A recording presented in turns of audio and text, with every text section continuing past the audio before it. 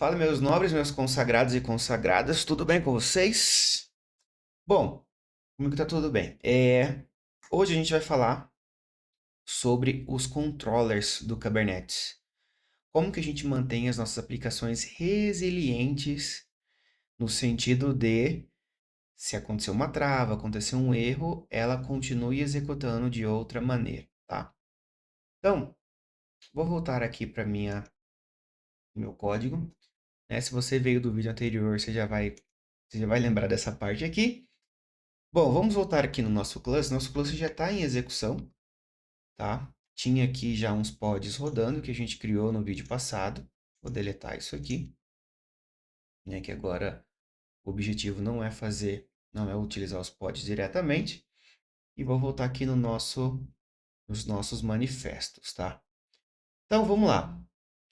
No Kubernetes, nós temos alguns tipos. Deixa eu ver. Deixa eu voltar para minha carinha primeiro. Ou não? Não, vamos continuar assim mesmo. Eu vou abrir um arquivo aqui. Nós temos alguns tipos de controllers para se utilizar ali para a gente fazer o deploy das aplicações, tá? Nós temos o deployment, que são os mais simples e geralmente os mais utilizados para a gente subir aplicações web, REST, uh, background job ou coisa do tipo. Background job não, esquece, ignora o background job. Job é outra coisa. Mas as aplicações que são RESTful, que não tem, a gente não precisa armazenar estado, não precisa escrever arquivo, não precisa gerenciar arquivo, nem nada. Tá? Então a gente usa o deployment. A gente vai ter o stateful set, que são aplicações, como o nome já diz, stateful. Então a gente tem um estado que a gente precisa armazenar, sejam arquivos, seja sessões em memória ou qualquer coisa do tipo. Nós vamos ter os daemon sets, vou colocar como múltiplo aqui, né? Os daemon sets. Os daemon sets são aplicações que elas têm que rodar em todos os nós de worker do cluster, tá? Como assim? É um processo que tem que rodar em todos os nós. No Linux, nós temos os daemons, que são justamente processos que rodam ali no background. Deixa eu ver se pode servir como exemplo o processo para controle de áudio, o processo para controle da parte gráfica do Linux. Tudo isso tem seus processos ali rodando. Então, no Kubernetes, nós temos também essa proximidade, ou melhor, essa similaridade que um daemon set é um processo, só que a diferença é que ele está rodando, ele é cluster-wide, ele roda em todos os nós de trabalho do cluster. Lógico, enfim, tem algumas coisas que podem ser especificadas para rodar em todos ou em nós específicos, mas ele vai rodar, mas ele vai rodar em todos os nós e no seu caso básico.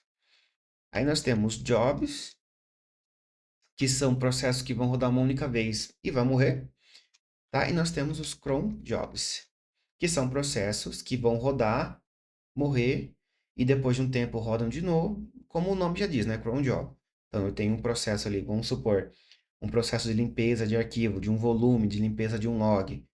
Então, em vez de eu rodar um job, eu coloco um cron job para que, sei lá, de hora em hora, dia em dia, semana em semana, ele vai lá, pega aqueles arquivos de log, comprima e mande para algum lugar, por exemplo. A gente pode ter isso aqui, tá? E hoje a gente vai começar por este carinha aqui, os deployments, porque ele é mais simples e ele é o mais básico para a gente começar e entender todo esse rolê, tá? Então vamos lá. Como eu já comentei com vocês no vídeo passado, nós não fazemos o deploy de pods diretamente para o cluster, porque o cluster ele pode pegar, o Kubernetes pode pegar aquele pod ali numa trava simples ali, aconteceu um travamento simples, ele mata aquele pod e tenta criar outro. Tá? Mas ele só vai tentar criar outro se ele tiver um controle por trás, que são esses 5 elementos que eu disse a vocês. Então, por exemplo, né, estrutura básica ali que a gente tem, a diferença aqui é que a gente tem apps barra v1, aí a gente tem o kind deployment e metadata, tá? E a gente tem a especificação deste deployment. Então, por exemplo, este deployment vai ter 3 réplicas, ou seja, ele vai ter 3 pods ali. E lembra que eu comentei que a gente não coloca tudo dentro de um pod só? Então, imagina que dentro do pod você tem banco de dados, aplicação, Redis, enfim, N outras coisas. Quando você replica esse pod, você está replicando todos esses recursos ao mesmo tempo. Então, em vez de você ter uma instância de banco, você vai ter três. Em vez de você ter uma instância de servidor de arquivo, você vai ter três. Lógico, dependendo da situação, do escalonamento que você precisa, você pode ter sim três instâncias de banco. Mas vai ser um controller específico para banco, não vai ser o controller da sua aplicação, tá? Aí a gente tem aqui este seletor e este template. O seletor é para dizer qual é o controller, para dizer para o controller qual é os labels que ele vai controlar, tá? E o template aqui, metadata, define qual é o label daquele deployment. Então, esses dois aqui, eles trabalham em conjunto, tá? Esse deployment vai controlar os pods que têm essa anotação e esse template vai definir essa anotação para esses pods, ok? E aí, e aqui na verdade é o template do pod, o template do pod, exatamente. Então aqui, por exemplo, no template do pod a gente define metadata, os labels daquele pod, igual a gente definiu aqui em cima, tá? E a especificação daquele pod, né? A especificação que aquele deployment vai controlar. Então, a gente vai definir um security context, então ele vai rodar como usuário o ID 1000, com grupo 1000, com FS Group 1000. Aí aqui embaixo a gente define os containers. Então, coloquei o nome da imagem, o nome do container que ele vai nomear ali para a gente visualizar. No outro vídeo a gente utilizou o Nginx e colocou o Security Context, não deu certo, né? Porque ele precisa do root. Aqui é a imagem do Nginx que pode rodar em ambientes que não permitem o privilégio de root dos containers ali, dos pods, tá? Então é essa imagem aqui. E, gente, isso aqui é exemplo, tá? Vocês não vão quando a gente for falar de CI/CD, por exemplo, a gente não vai escrever muitas coisas à mão. A gente vai ter um modelo, vai aplicar esse modelo, vai subir e pronto. Tá? O CI/CD vai cuidar de gerar um monte de coisa, de criar ali os dados, definir os dados corretamente. Mas em caso, eu quero colocar uma aplicação aqui à mão, estou fazendo aqui, eu quero aprender à mão, beleza? Ok. Aí sim dá para se utilizar a mão. Lu, eu criei a minha imagem de aplicação, como é que eu vou subir?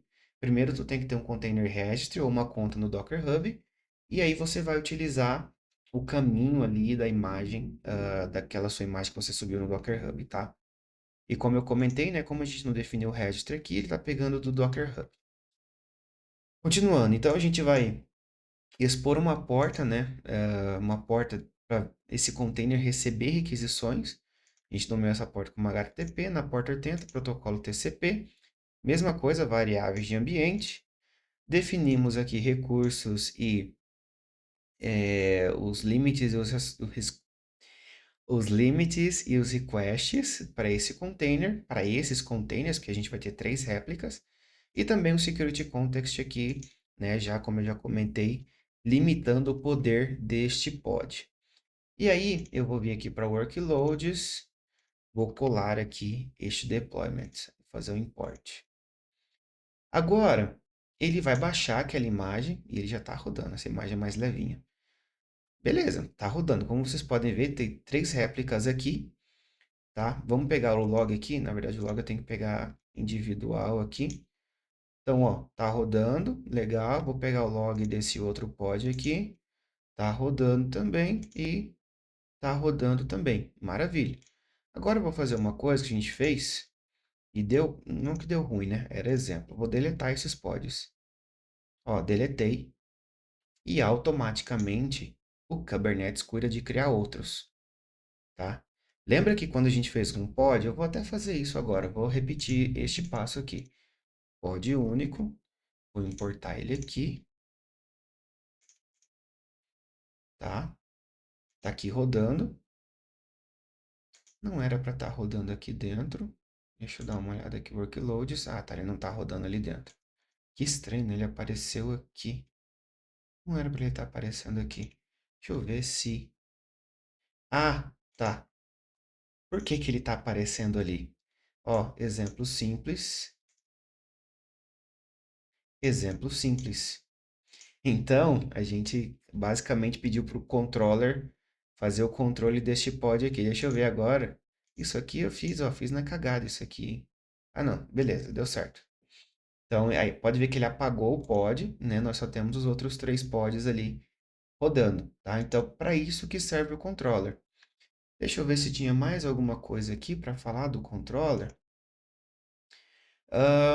Tá. Bom, agora, como eu comentei com vocês, né? Assim como nos pods, a gente também pode ter múltiplos containers dentro de um deployment. E ele vai gerenciar todos esses containers, tá? Vou fazer a mesma coisa. Eu vou pegar aqui, vou importar este cara para cá, tá? Aqui, Ctrl V, import, deployment múltiplo. Ele vai criar ali os containers, a mesma coisa, mesma coisinha, tá? Então a gente pega aqui os logs, pega aqui os logs de cada container. Na verdade, como é um pod só, então tem aqui os containers. E aí, por exemplo, eu vou aumentar a réplica desse pod, desse deployment aqui. Ele vai criar mais 3 containers, tá? Vai baixar ali as imagens e vai criar mais 3 containers. E aí eu vou criar mais. E ele vai criar mais. Então, só aqui nós temos... Vai aparecer aqui todos os pods agora. Vamos ver. Ele não apareceu. Ah, tá. É que um eu não repliquei. Pera aí, vamos replicar. Então, aqui o múltiplo tem 3. Tá, mas aqui tem 3 cada um, né? Deveria estar aparecendo aqui. É que na verdade são 3 pods mesmo com 3 containers. Então, vamos aumentar mais um aqui. Eu viajei. Eu achei que seriam 9 pods aqui. Não são 9 pods, tá certo? E aí são 4 pods, então nós temos 12 containers rodando aqui, mas nós temos só, deixa eu ver aqui, o deployment múltiplo, 4 pods rodando. E dentro desses pods nós temos 3 containers cada um, 12 containers da mesma coisa. Por isso que eu falei, por isso que eu comentei, né? A gente não coloca tudo dentro de um pod só, porque aí aqui, ó, ele estaria replicando a sua base. É outro deployment aí, dependendo de como está a configuração do volume dessa base, cria um outro volume de base com outros dados que não estão relacionados com o daquele primeiro pod. E aí, meu jovem, tu tem uma dor de cabeça que, olha, nem Deus na causa. E deixa eu ver por último aqui o outro exemplo com init container. O que são init containers, tá? São containers que vão rodar antes de qualquer outro container que tenha no seu deployment, tá? Então, se você quiser criar um diretório, quiser criar um arquivo, alguma coisa, antes de todo mundo, você pode utilizar este init container para poder criar esse volume. E aqui, ó, a mesma ideia que a gente teve aqui no início. Eu tenho um volume aqui, especifiquei um volume que vai ser compartilhado. Aí eu montei esse volume aqui dentro deste container, deste init container. Ele vai colocar essa mensagem aqui. Eu inicializei a minha aplicação principal, que é um Nginx aqui não root, né, com uma variável de ambiente. E eu também criei aqui o sidecar logger, que vai ficar lendo daquele arquivo que a gente criou no init container. Tá? Então eu vou pegar aqui, vou vir aqui no Rancher, Ctrl V, Import, Deploy Init Sidecar. Olha, como você pode ver, ele primeiro rodou, né? Foi bem rápido ali. Eu vou tentar rodar de novo. Ele rodou o criador de arquivos, terminou o processo, e aí ele roda o web principal e o sidecar logger. O sidecar logger, se eu não me engano, ele só fica lendo o arquivo, exatamente. O web principal está rodando normalmente ali como ele tem que rodar. E como é o mesmo pod, então a gente pode trocar os logs aqui embaixo, tá? Então, tá aqui os nossos exemplos de deployment. Então, assim, sempre,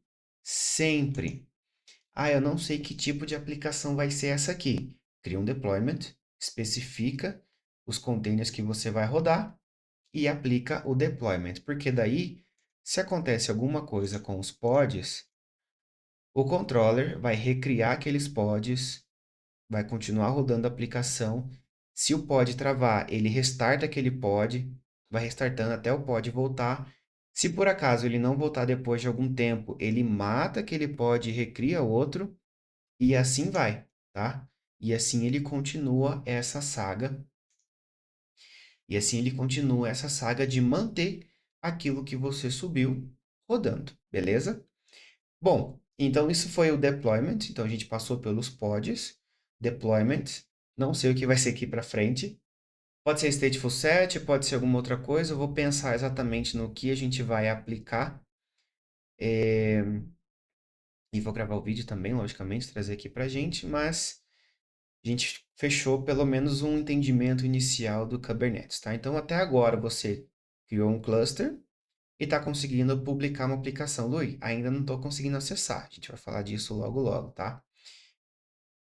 Ficamos por aqui. Então, se gostou, deixa o seu like, compartilhe, comente, mande para o coleguinha que também quer aprender sobre Kubernetes. E aguarde que logo nós teremos mais vídeos nesse canal, beleza? Muito obrigado por ter assistido até aqui e até breve.